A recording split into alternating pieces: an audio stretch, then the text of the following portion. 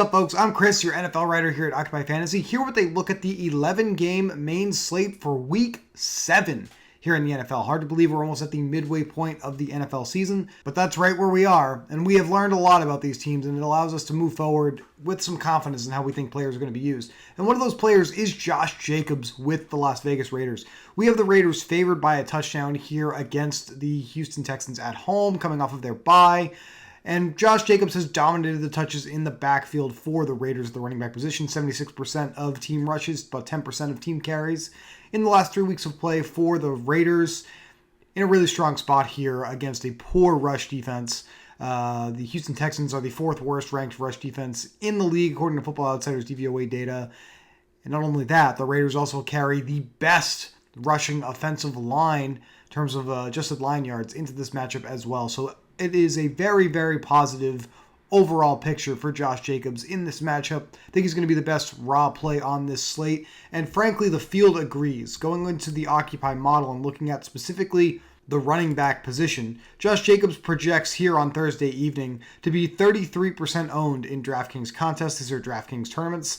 By far the most popular play on the slate, frankly, at just $6,500 over on DraftKings. Now, for those of you who play over on FanDuel at $8,600, a little bit more of a competitive price in this spot for Josh Jacobs. So I think he'll be a little tougher to build around, but you're still going to want to prioritize him. FanDuel players are prioritizing him. He's still the most popular running back play on the slate over there, but a little bit lower number, 25% versus the 33% over on DraftKings. So that's just a reflection of it being a little more difficult to build around Jacobs this week. The other places that you can go on this slate. If you've been watching our NFL preview videos by now, you know that we like to start by doing an overview of the betting market data heading into the weekend. This week, the Tampa Bay Buccaneers are favored by 11 points against the Carolina Panthers. So that should make us mildly interested in Leonard Fournette, who is still the number one running back in this offense. We've seen Rachaad White play a little bit more in recent weeks, but that has not impacted Leonard Fournette in the fantasy scoring department. 18 plus fantasy points for the last 3 weeks of play. 6 plus targets in those games as well. So Fournette is still going to get a ton of high fantasy scoring value opportunities from Tom Brady in this offense. And once again, the Bucs are big favorites, so that's on the table this week for sure. We already talked about Josh Jacobs. The Raiders are favored by 7. They are the second largest favorite on the slate. The third biggest favorite on the slate are the Baltimore Ravens at minus 6.5 points. Kenyon Drake, who got a ton of the work, particularly in the second half last week for the Ravens. They're 5,100 here for Drake. Maybe a reason to actually go to the quarterback position and consider playing Lamar Jackson, especially in your low-risk contest this week. The Cincinnati Bengals, they're favored by 6.5 points in their matchup with the Atlanta Falcons this week. That means we should be interested in Joe Mixon, who still dominates a ton of the touches in this backfield for the Bengals, but still has not had the big game that we have been looking for. His Week 1 performance against the Steelers, still the highest scoring game that he's given us thus far, and that is obviously not something that his fantasy managers in season-long leagues have been happy with. We do think Mixon has a better shot of putting up a better number here against the Falcons, as they are a bottom 10 rush defense in the league right now, and a slightly below-average matchup defending running backs in the passing game as well. Lastly, the Chargers are favored by 5 in their matchup with the Seattle Seahawks, and they obviously have Austin Eckler on the table at $8,300, one of the more expensive running backs that you can consider, but it's really hard to argue with this workload, especially when you get into these trailing game script situations. Even though they won against the Broncos last week, they were losing for a vast majority of that game. Got 16 targets in that game. In a Week 2 game against the Kansas City Chiefs, Eckler, 10 targets. 4 targets was the low against the Browns for Austin Eckler. I mean, this is a very high upside role for him, especially in PPR sites like DraftKings. If he continues to be a featured player in the Chargers offense, that's going to be important not only in low risk this week, but in high risk, because the Chargers and the Seahawks are playing in the highest total game on this slate. That game, the only game that is over 50 points. It's a 50.5 point total in betting markets here on DraftKings Sportsbook. I'm looking at DraftKings right now. So keep that in mind as you get prepared to build some high-risk lineups. Suspect that'll be one of the stacks that we talk about in a little bit here. A couple of other running backs that project to be very popular that are outside of the favorite status in terms of betting action this week. Seattle Seahawks running back Kenneth Walker is going to be extremely attractive for people to play at just $5,800 this week after a 21 carry, 3 target performance against the Arizona Cardinals last week The matchup Walker has here is also very good because the Chargers are the 22nd ranked rush defense and the 24th ranked defense defending running backs in the passing game. Walker seems to be a true 3-down running back right now for the Seattle Seahawks. Just $5,800 here on DraftKings, way too cheap. Definitely want to consider him, especially in your low-risk contests. Breece Hall. For some reason, they refuse to price Breece Hall any higher than low sixes. He was $5,800 last week, $6,200 here against the Broncos. Broncos have been a very tough defense on the year, but Hall has seen his workload at the running back position just go up and up and up in recent weeks. We see 17, 18, 20 carries last 3 weeks for the Jets. Targets have dipped in the last couple of weeks, largely because the Jets have been playing in positive game scripts. So in the more neutral and negative game scripts, we've seen Hall have the bigger target performances like Austin Eckler. So $6,200, we're going to be interested in him as well. And the field also really considering Breece Hall lineups. Going back over to the Occupy model at the running back position, we actually have Ken Walker, Breece Hall, the second and third most popular running backs on this slate, respectively. Houston Texans running back 1, Damien Pierce. We obviously got some coach speak from Lovie Smith this week about getting Pierce at least 20 carries a game because he's the running back 1. So that is obviously going to put people on him this week.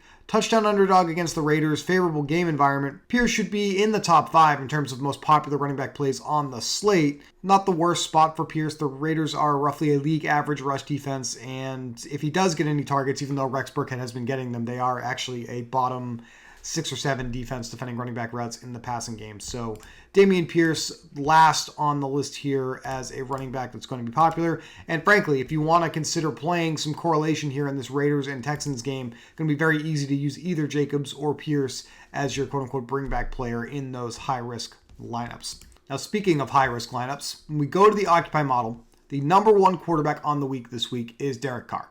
Number 2, Joe Burrow. Number 3, Lamar Jackson. Why are we paying close attention to this? Because the model has actually been on fire over the last few weeks. Last week, Joe Burrow was our number 1 quarterback. Bailey Zappi was our number 2 quarterback. Both those offenses put up a ton of points in fantasy football, and we saw Joe Burrow and Jamar Chase stacks actually do very, very well in week 6. So this week, what can we do with Derek Carr? Well, the first thing that we can do is we can actually obviously stay with this framework here, and we can put Derek Carr on top of this lineup, and we can obviously take Davante Adams and throw him on here as well. We've got a 3-1 stack here, a framework of a really strong lineup that we can put together just by building around those 2 popular running backs alone. And I think that's the direction that we're probably going to advocate for in our plug this week. The Raiders and the Texans are not one of my favorite game stacks on both sides of the game this week, but it's hard to argue with the upside of the Raiders offense here, particularly with these 3 players who have a giant role in the offense. Adams in particular, his role will be even bigger here in week 7 because there's going to be no Darren Waller at tight end. And with the wide receivers, each of Mac Hollins and Hunter Renfrow have been having issues in practice this week. So we could get to the end of the week here and have a situation where the Raiders are really thin at the other positions on the field. Derek Carr may be forced to rely on his former college teammate here, Davante Adams, quite frequently in week 7. Number 1 game that I'm interested in stacking, I'm just going to ride with the betting market totals here. It is the Seattle Seahawks and the Los Angeles Chargers. Couple of injury situations that are going to impact this game on both sides. With the Seattle Seahawks, Tyler Lockett has missed practice on each of Wednesday and Thursday with a hamstring injury. We're going to have to take this right down to Sunday. It's going to be important because once again, at just $5,800 here on DraftKings, Tyler Lockett going to be one of the most popular wide receiver plays on the slate if he is active. Tyler Lockett also an extremely attractive play on FanDuel at just $6,800. His price actually came down a little bit after last week's $7,500 price tag over there on FanDuel. So this questionable tag is probably going to dictate what a lot of people do in this salary range in each low and high risk contest this week.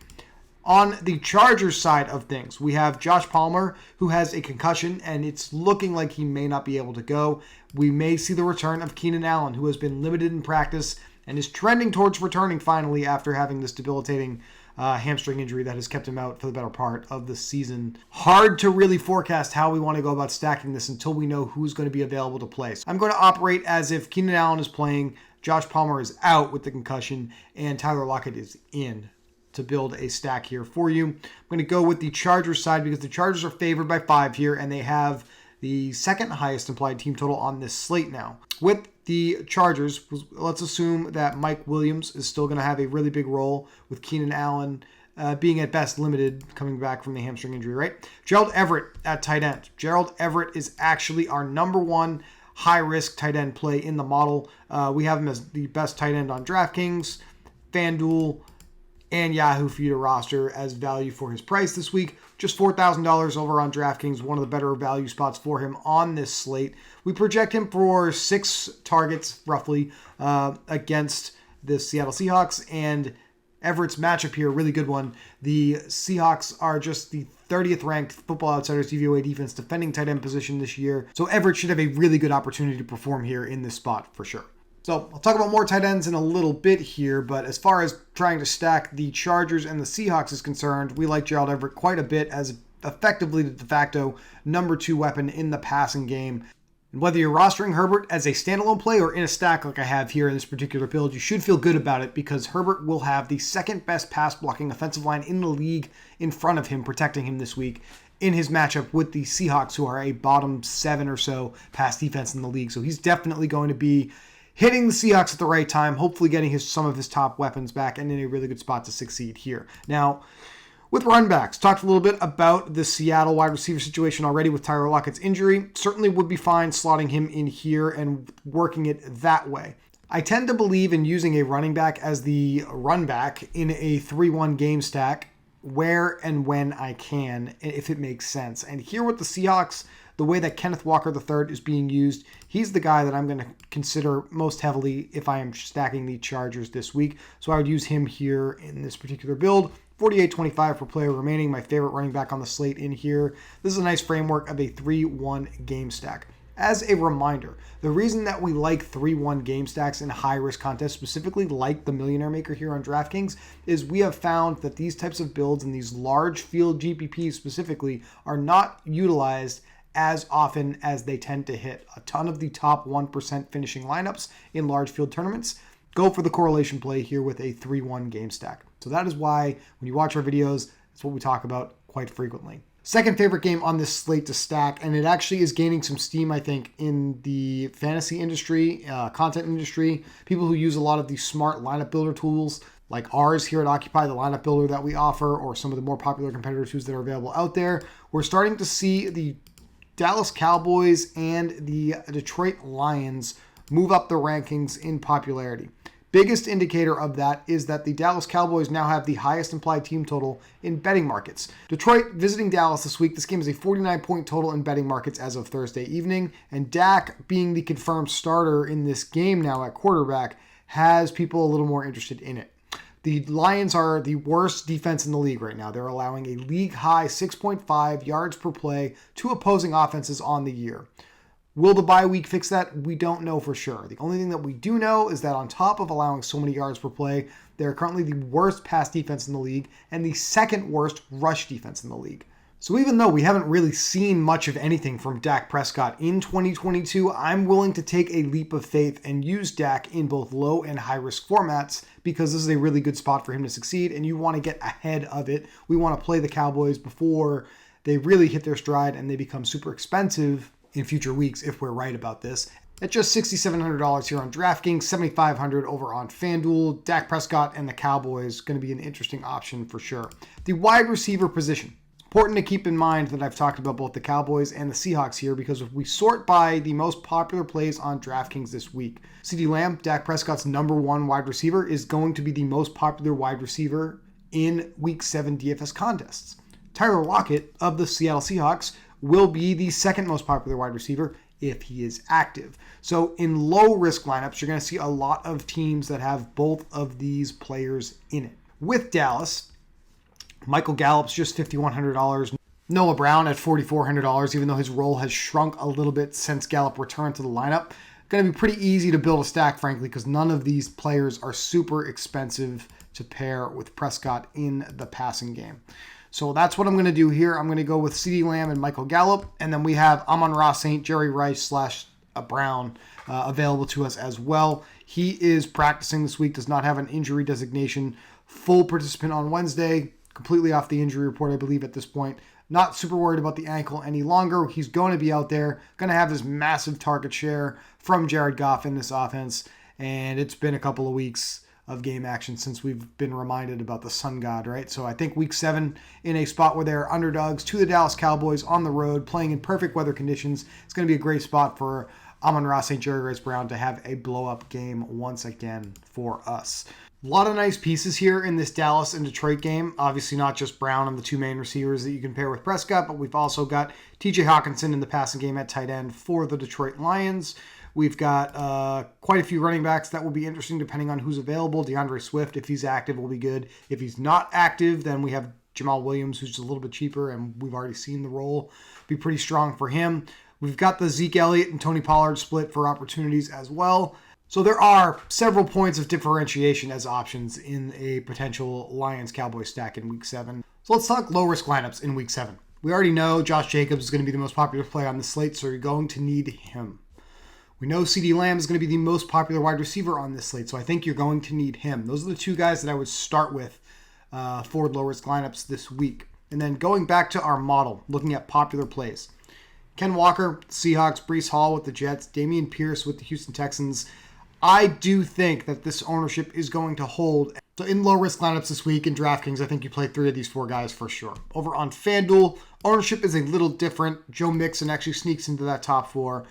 But for the purposes of filling out the rest of my low-risk lineup for you here at the running back position, I'm definitely going to go with what the field is doing because that has proven to be time and time again the sharpest way to go about this. Kenneth Walker III, the cheapest of this group, should probably be in there. And then we have a choice here really between Breece Hall and Damien Pierce. Now Hall projects to be a little bit more popular.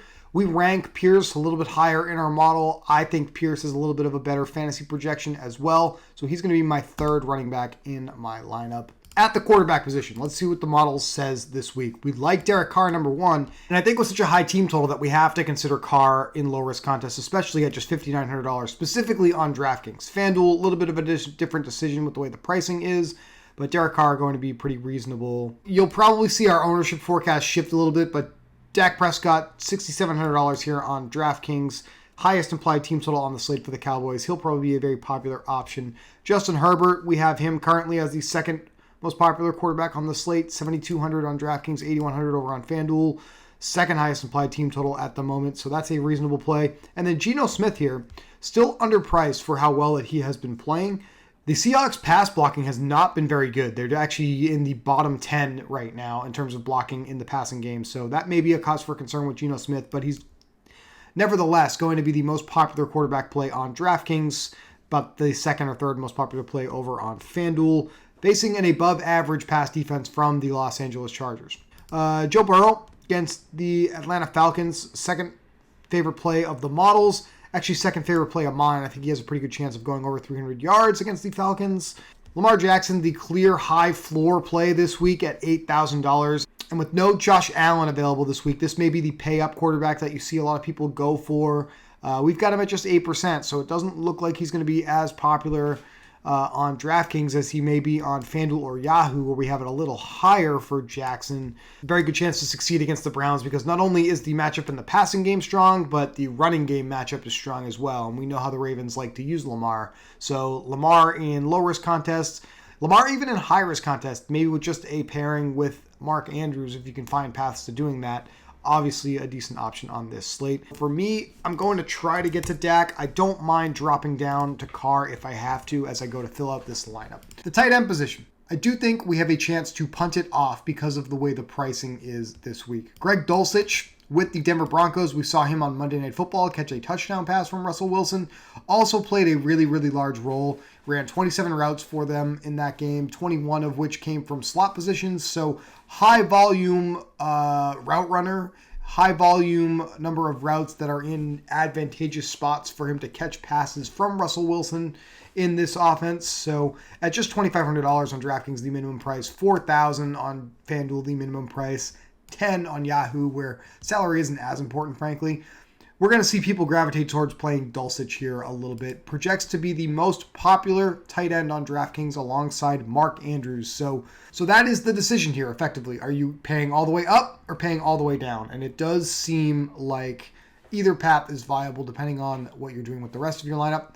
In this particular build that I have going for you, I am going to try to get to Dulcich because I do want to pay for a couple of other wide receivers. Other cheap tight end that is worth considering that is not necessarily high in our model, but it's Cade Otten with the Tampa Bay Buccaneers. We've seen Tom Brady target the tight end position frequently for many years in his career.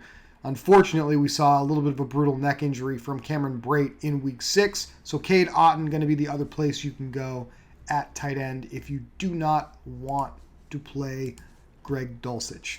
So if we go this direction with this build, we have $6,250 per player remaining, and I can get to the second most popular wide receiver on the slate on DraftKings, Tyler Lockett, and I have $6,700 to finish off my lineup with my next favorite wide receiver that's available. If I want to pay up a little bit more, I can get up to $7,500 at wide receiver by playing Derek Carr, our number 1 quarterback in the Occupy model, and that would certainly be a reasonable way to attack a week 7 slate in low-risk contests. Keep an eye out for the daily plug at OccupyFantasy.com. That's where we'll go over all of our favorite plays on this slate. That's where we'll also have our favorite game stacks for you. We'll have the complete list of underperforming wide receivers for week 7. So wide receivers that have had a large opportunity in their offenses over their last 3 weeks of play that we've forecast to see a little bit of regression that we can benefit from in fantasy football. You're going to want to check that section out. You're also going to want to make sure that you're subscribed to our channel because we have so much content that is coming out for you now. We have a ton of NBA videos basically every day, breaking down every single slate for you. The team here doing a great job with that you won't want to miss if the NBA DFS is your thing. Obviously, we have our Showdown Preview videos. We will have a preview video on Monday for Monday Night Football between the New England Patriots and the Chicago Bears. We will also have daily plugs posted for Showdown games throughout every single week of the rest of the NFL season. We've got a Showdown plug for the Sunday night football game this week that'll be posted about midday on Sunday during the main slate. And then obviously the Patriots and the Bears Monday Night Football game plug will come out for you after that as well. That's all the great stuff that we have for you coming really every week, videos almost every single day. We know that about 75% of you who watch our videos are not subscribed to the channel just yet. You want to make sure you subscribe so you can get notified when we put this great content out for you, and it also lets us know that you want to see more of this, and we certainly would appreciate that feedback as well. Good luck in week 7, everyone, and we will talk to you in week 8 of the NFL season.